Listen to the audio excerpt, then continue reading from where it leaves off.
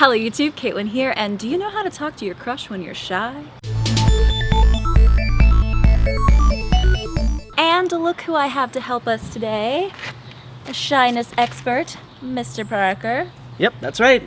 I am. I'm a shyness expert, unfortunately. So a lot of you guys have asked, how do you talk to your crush if you're shy? Because I talk about talking to your crush, but some of you are like, oh, I'm too shy to even do the things that you've talked about. So since Parker and I have both experienced a lot of shyness in trying to talk to our crushes, then we thought we have some good stories and experience to give you advice. Okay, so my first question is, what is your worst experience in trying to talk to a crush? Wow, that's a good question. It's hard to say because there have been so many.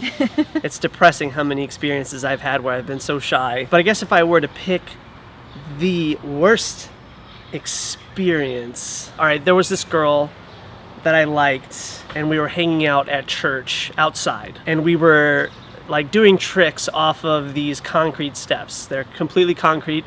This is an important detail because it comes up later. The girl that I liked came over, and immediately I was overwhelmed with, the desire to show off. I was like, oh gosh, I have to step up my game. I knew how to do a front handspring. That was the Can you still do one now? the most impressive thing in my arsenal. Yeah, I can do a front handspring. Yeah. I'll do it for you right now. Okay. I'll bust my face, just like this story ends up.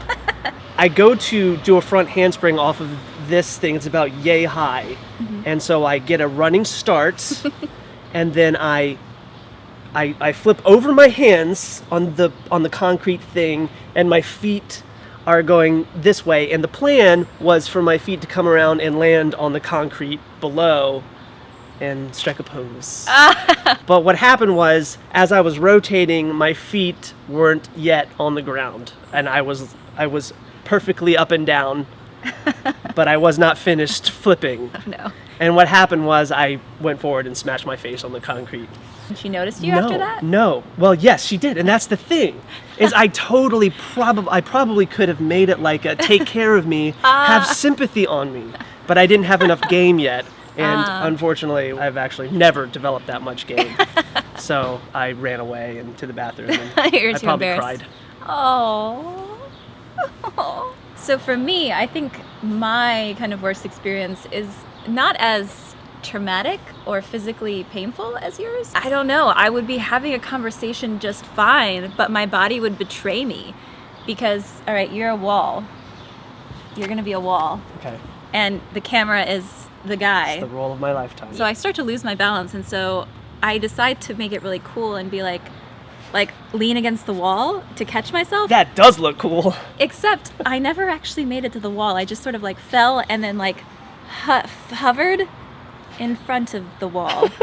And then I just put my hand down while I was listening and talking, and the guy that I was talking to was like, did you just fall and almost touch the wall and pretend? Can I get out of character now? Yeah, you cannot be the wall. Was that good? Anymore. Yeah, you were the perfect wall. All right, so I think that brings us to our step one, or tip one, is that the person, your crush that you're talking to, is probably just as nervous as you are. It's just puberty and I don't know what's happening.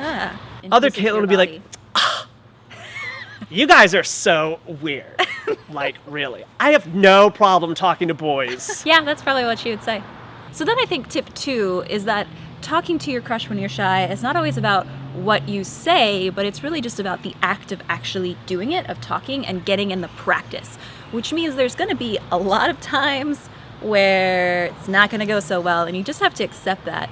But you get better and better with every time you try to do it. Everything takes practice to get good at, and it's just a matter of, failing mostly, and then having some successes. I would say that if you feel self-conscious because you look around and you say, well, that guy or that girl, she looks like she can do it all the time and she's so good at talking to her crush, they're probably not actually as good as you think. They're probably just doing it more than you. We could sit here and give you all the advice of the things that you should do, the things that are supposed to work. And so I want to be honest and say, all this advice sounds like it's coming out like this is what you should do, but it's actually a lot harder than we're making it sound, or the people that you envy make it look. Right. It's like anything. It's easy to say, hard to do, but the answer is always the same. So what do you guys think? What is your funniest story or most traumatic story of trying to talk to your crush? Tell me down in the comments, and remember to like, favorite, share, and subscribe if this video made you smile. See you guys next Thursday!